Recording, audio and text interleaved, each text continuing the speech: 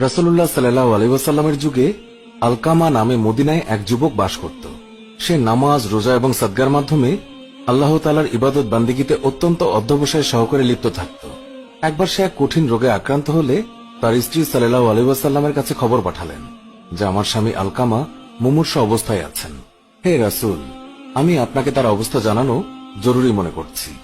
রাসূলুল্লাহ সাল্লাল্লাহু আলাইহি ওয়াসাল্লাম তৎক্ষণাৎ হযরত আম্মার, শুআইব ও বিলাল রাদিয়াল্লাহু তাআলা আনহুকে তার কাছে পাঠালেন। তাদেরকে বলে দিলেন যে তোমরা তার কাছে গিয়ে তাকে কালেমায়ে শাহাদাত পড়াও। তারা গিয়ে দেখলেন আলকামা মুমূর্ষু অবস্থায় আছে, আর তাই তারা তাকে লা ইলাহা ইল্লাল্লাহু পড়াতে চেষ্টা করতে লাগলেন, কিন্তু সে কোনো মতে কালেমা উচ্চারণ করতে পারছিল না। তারা রাসূলুল্লাহ সাল্লাল্লাহু আলাইহি ওয়াসাল্লামের কাছে খবর পাঠালেন যে আলকামার মুখে কালেমা উচ্চারিত হচ্ছে না। যে ব্যক্তি এই সংবাদ নিয়ে এসেছিল তার কাছে রাসূলুল্লাহ সাল্লাল্লাহু আলাইহি ওয়াসাল্লাম জিজ্ঞাসা করলেন, আলকামার পিতামাতার মধ্যে কেউ কি জীবিত আছে? সে বলল, হ্যাঁ রাসূল, তার বৃদ্ধা মাতা কেবল জীবিত আছেন। রাসূলুল্লাহ সাল্লাল্লাহু আলাইহি ওয়াসাল্লাম তাকে তৎক্ষণাৎ আলকামার মায়ের কাছে পাঠালেন এবং তাকে বললেন, তাকে গিয়ে বলো যে তুমি যদি সাল্লাল্লাহু আলাইহি ওয়াসাল্লামের কাছে যেতে পারো তবে চলো, না হয় অপেক্ষা করো, তিনি তোমার সঙ্গে সাক্ষাৎ করতে আসছেন। দূত আলকামার মায়ের কাছে উপস্থিত হয়ে রাসূলুল্লাহ সাল্লাল্লাহু আলাইহি ওয়াসাল্লামের কাছে যা বললেন তা জানালে আলকামার মা বললেন, রাসূলুল্লাহ সাল্লাল্লাহু আলাইহি ওয়াসাল্লামের জন্য আমার প্রাণ উৎসর্গ হোক, তার কাছে বরং আমিই যাব। বৃদ্ধা লাঠিতে ভর দিয়ে রাসূলের কাছে এসে সালাম জানালেন। রাসূলুল্লাহ সাল্লাল্লাহু আলাইহি ওয়াসাল্লাম সালামের জবাব দিয়ে বললেন, ওহে আলকামার মা, আমাকে আপনি সত্য কথা বলবেন, আর যদি মিথ্যে বলেন তবে আল্লাহর কাছ থেকে আমার কাছে ওহী আসবে। বলুন তো, আপনার ছেলে আলকামার স্বভাব চরিত্র কেমন ছিল? বৃদ্ধা বললেন, হে আল্লাহর রাসূল, সে প্রচুর পরিমাণে নামাজ, রোজা এবং সাদকা আদায় করত। রাসূলুল্লাহ সাল্লাল্লাহু আলাইহি ওয়াসাল্লাম বললেন, তার প্রতি আপনার মনোভাব কি? বৃদ্ধা বললেন, হে আল্লাহর রাসূল, আমি তার প্রতি অসন্তুষ্ট। রাসূল বললেন, কেন? বৃদ্ধা বললেন, সে তার স্ত্রীকে আমার উপর অগ্রাধিকার দিত এবং আমার আদেশ অমান্য করত। রাসূলুল্লাহ সাল্লাল্লাহু আলাইহি ওয়াসাল্লাম বললেন, আলকামার মা অসন্তুষ্ট, তাই কালেমার উচ্চারণে আলকামার জিহ্বা আড়ষ্ট হয়ে গেছে। তারপর রাসূলুল্লাহ সাল্লাল্লাহু আলাইহি ওয়াসাল্লাম বললেন, হে বিলাল, যাও আমার জন্য প্রচুর পরিমাণে কাঠ জোগাড় করে নিয়ে এসো। বৃদ্ধা বললেন, হে আল্লাহর রাসূল, কাঠ দিয়ে কি করবেন? রাসূল উত্তরে বললেন, আমি ওকে আপনার সামনে আগুন দিয়ে পুড়িয়ে দেব। বৃদ্ধা বললেন, হে আল্লাহর রাসূল, আমার সামনে আমার ছেলেকে আগুন দিয়ে পোড়াবেন? আমি তো তা সহ্য করতে পারবো না।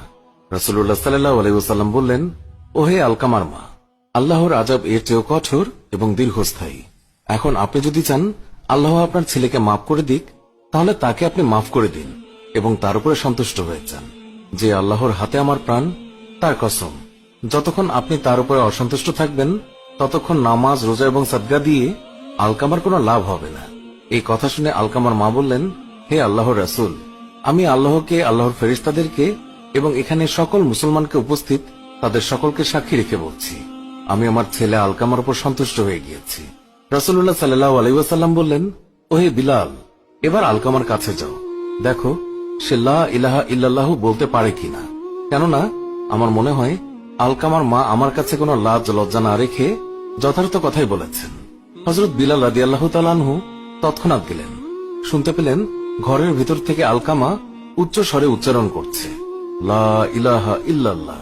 বিলাল ঘরে প্রবেশ করে উপস্থিত জনতাকে বললেন, শুনে রাখো, আলকামার মা অসন্তুষ্ট থাকার কারণে সে প্রথমে কালেমা উচ্চারণ করতে পারেনি। পরে তিনি যখন সন্তুষ্ট হয়ে যান তখন তার জিহ্বা কালেমা উচ্চারণে সক্ষম হয়েছে।